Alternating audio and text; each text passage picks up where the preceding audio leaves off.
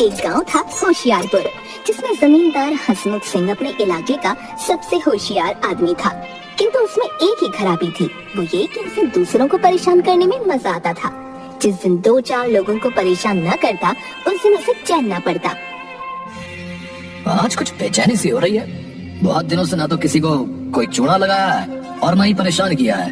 क्यों ना कहीं चल कर लोगों को परेशान किया जाए। सोचकर उसने दूसरे गांव जाने का इरादा किया और चलने की तैयारी कर ली। तभी अचानक उसने देखा, मेरी जेब में तो एक फुट्टी कौड़ी नहीं है। अब क्या किया जाए? मैं कैसे उल्लू बनाऊंगा लोगों को? अरे सुनती हो? अरे घर में कोई चीज है जो मेरे काम आ सके? अब आपके इस ठगी के काम के लिए कोई पैसे तो मेरे पास है नहीं। सेर भर घी होगा, इसी को बेचकर अपना काम चलाओ। अरे हट पगली, सेर भर घी क्यों खराब किया जाए? हैं? पाव भर काफी है। एक काम करो, एक मटकी में गले तक मिट्टी भर लो, ऊपर से पाव भर घी थोप दो, फिर मटकी घी से भरी भरी दिखने लगेगी। अरे वाह मेरी कमला रानी, तू तो मेरे साथ रह कर खूब चतुर हो गई है।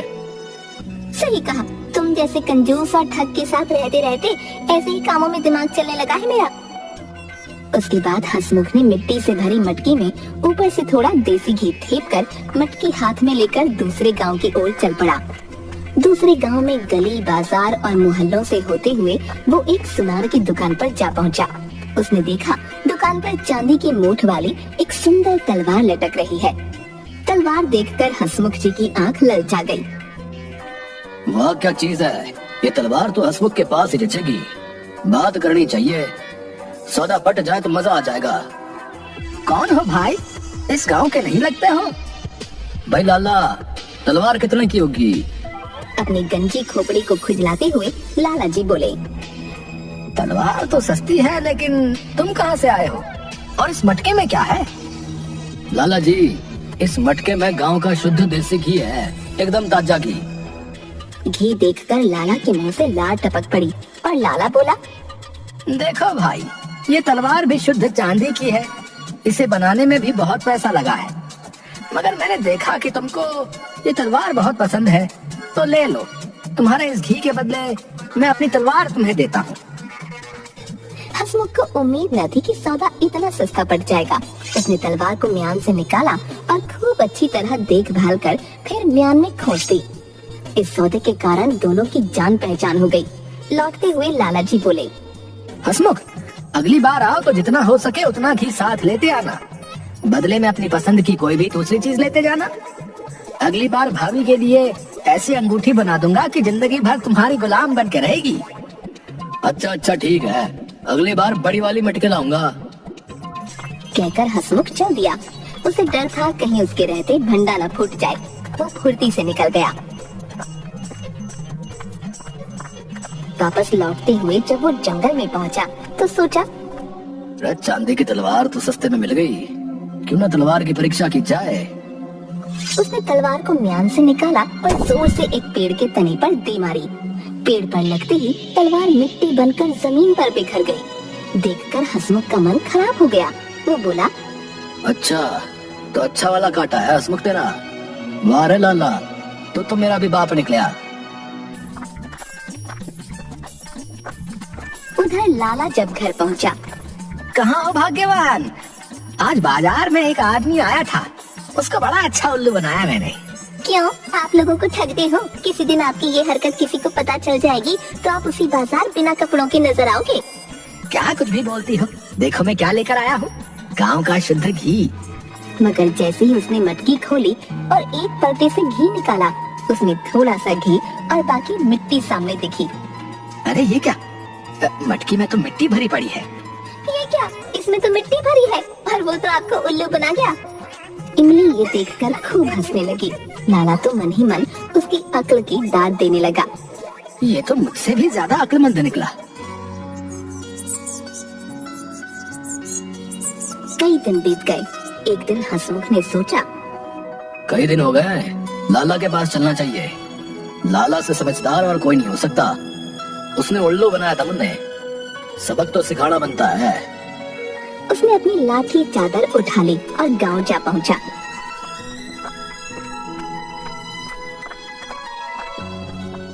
लाला जी अपनी दुकान पर जमे थे। हंसमुख को देखते ही उठकर स्वागत किया। अरे आओ आओ हसमुख भाई, कहो हसमुख जी, तलवार कैसी लगी आपको? लाला जी, चीज तो लाजवाब थी, बहुत उम्दा चीज रखते हो, लेकिन घी में भी खूब स्वाद आया होगा। लाला जी को हंसी आते आते रुक गई और बोले, गांव के शुद्ध घी में स्वाद ना आए तो लोग गांव से घी क्यों मंगवाए हैं? लाला जी ने हंसमुख को प्रेम से अपने पास बिठा लिया, उठकर चिलम भर ली और बोले, हसमुख जी, अब तो 2-4 दिन यही रहो। हंसमुख ने बात मान ली।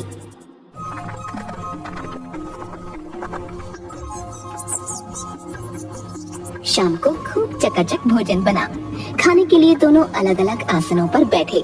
2 थाल सामने आए। लाला जी ने सोने के थाल में खाना लगाकर हंसमुख के आगे रखा और स्वयं चांदी की थाल ले ली। लाला जी, आपने आज दिल खुश कर दिया, आप तो खाना भी सोने की थाली में देते हो। लाला ने मन में सोचा, क्यों, सोना देखकर तो तुम्हारे मुंह में पानी आ गया होगा। अरे अरे हसमुख, मैं तो मेहमान नवाजी कर रहा हूँ। सोने की थाल देखते ही हंसमुख खाना पीना भूल गया। सोचने लगा, खाना तो अपनी जगह, किसी तरह ये सोने का थाल हाथ लग जाए। खाना खत्म हुआ तो आंगन में दोनों की खाटें बराबर बराबर लगा दी गईं। थोड़ी देर बाद लाला जी को नींद आ गई। जब वे खर्राटे भरने लगे, थाल निकाल कर उसे कीचड़ वाले तालाब में दबाता हूँ। हंसमुख उठा और चुपके से थाल लेकर तालाब के कीचड़ में दबा आया।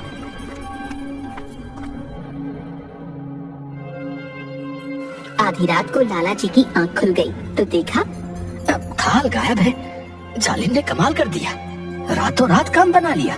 हंसमुख के जूतों पर तालाब की कीचड़ लगी थी। उन्हें समझते देर न लगी। थाल तालाब के कीचड़ में दबाया गया है। हंसमुख जब नींद में पड़ा रहा, लाला जी कीचड़ में दबे थाल को निकाल लाए। सुबह आंख खुलने पर हंसमुख ने वापस लौटने की जल्दबाजी की और बोला, अब मुझे आज जल्दी ही चले जाना था, लेकिन आंख नहीं खुली। कोई बात नहीं, खाना खाकर चले जाना, इतनी भी क्या जल्दी है। कहकर लाला जी ने उसे रोक लिया।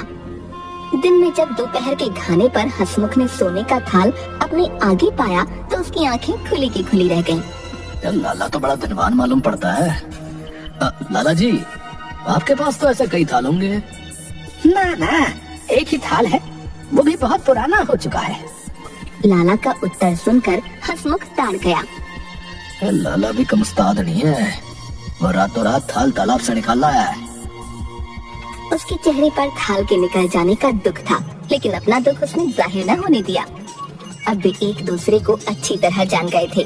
थोड़ी देर बाद लाला जी हंसमुख से बोले, हंसमुख, भलाई इसी में है कि हम आपस में मिलकर काम करें।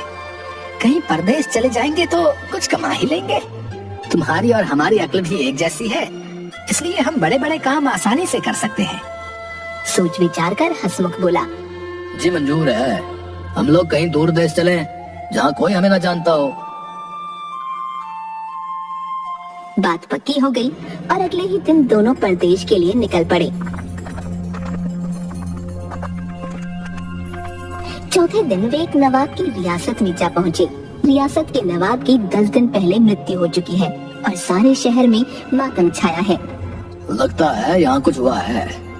लग तो रहा है कुछ हुआ है, चल कर देखते हैं। महल में तो काफी लोग दिख रहे हैं, अपने मतलब का कुछ मिलेगा यहाँ पर। क्या लाला जी, कुछ तो जरूर मिलेगा, नवाब तो काफी रईस लग रहा है।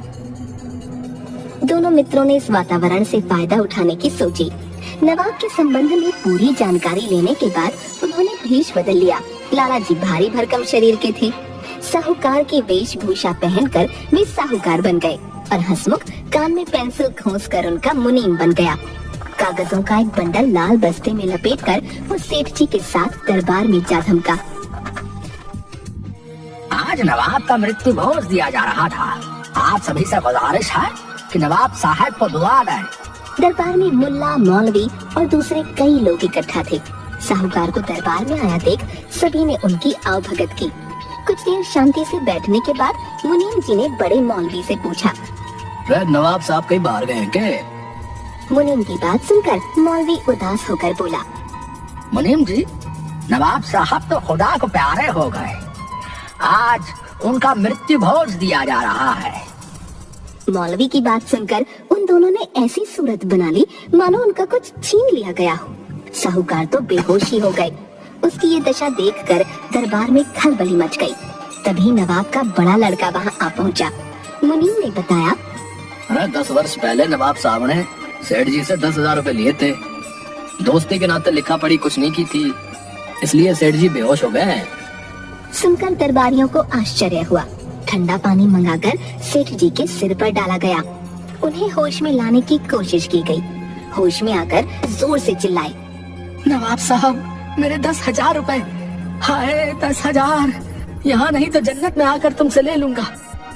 कहकर वे फिर बेहोश हो गए। देखकर मौलवियों ने सोचा, ये बनिया कहीं पैसे के पीछे जान दे दे, अगर मर गया तो आफत खड़ी हो जाएगी। नवाब साहब का लड़का भी घबरा गया। बोला, खुदा के लिए सेठ की जान बचाओ, मौत का दाग हमारे माथे पे न लग जाए। मैं अभी सारी रकम चुकता कर दूंगा। सेठ को होश में लाया गया। पूछा, सेठ जी, आपके पास कोई सबूत है कि मेरे वालिद ने आपसे 10,000 रुपए लिए थे? लड़के की बात सुनकर सेठ बोला, सबूत तो कोई नहीं, किंतु यदि मैं सच्चा हूँ तो नवाब साहब की कब्र पर चलो। नवाब साहब खुद बोलेंगे कि रुपए लिए हैं या नहीं। सबने सेठ की बात मान ली। तय हुआ कि आज रात को ही कब्र पर चला जाए।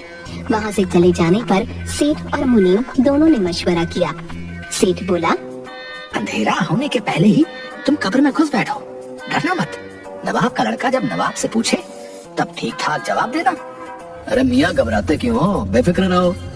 लेकिन बरकरदार, कहीं रुपया लेकर चंपत ना हो जाना। ऐसा ना हो कि मैं कब्र में ही पड़ा रहूं और तुम भाग लो। बात पक्की हो गई। आधी रात के समय नवाब की मजार पर सारे शहर के लोग इकट्ठा हो गए। कब्र के किनारे एक तरफ सेठ जी खड़े थे, दूसरे किनारे नवाब के साहबजादे आकर खड़े हो गए।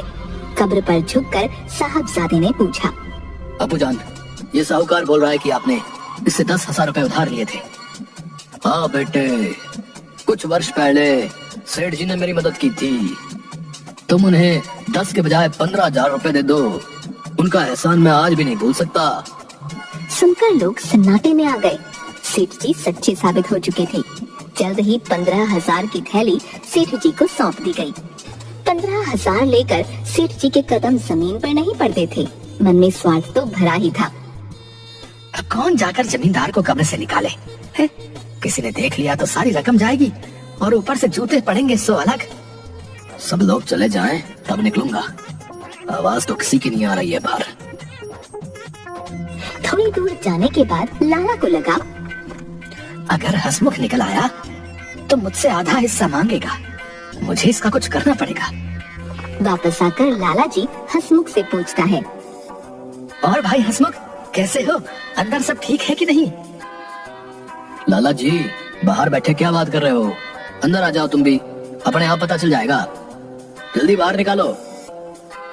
लाला जी ने सोचा, ये पत्थर में कब्र पर रख देता हूँ, ना तो ये बाहर आएगा और ना हिस्सा जाएगा। हसमुख किसी तरह स्वयं निकल आए तो ठीक है, ना निकला तो वहीं उसका राम नाम सत हो जाएगा। हसमुख अंदर चिल्लाता हुआ बोला, अरे निकाल दे मुझे लाला, नहीं तो अच्छा नहीं होगा लाला। सेठ बगल में गठरी दबाए तेजी से अपने घर की ओर चल पड़ा। हसमुख कब्र में लेटे लेटे अपने किए पर पछतावा कर रहा था और सोच रहा था कि मैंने अब तक कितने गलत काम किए, और अंत में अपनी पूरी ताकत लगाकर वो कब्र से बाहर आ निकला। लाला, तू तो क्या रे?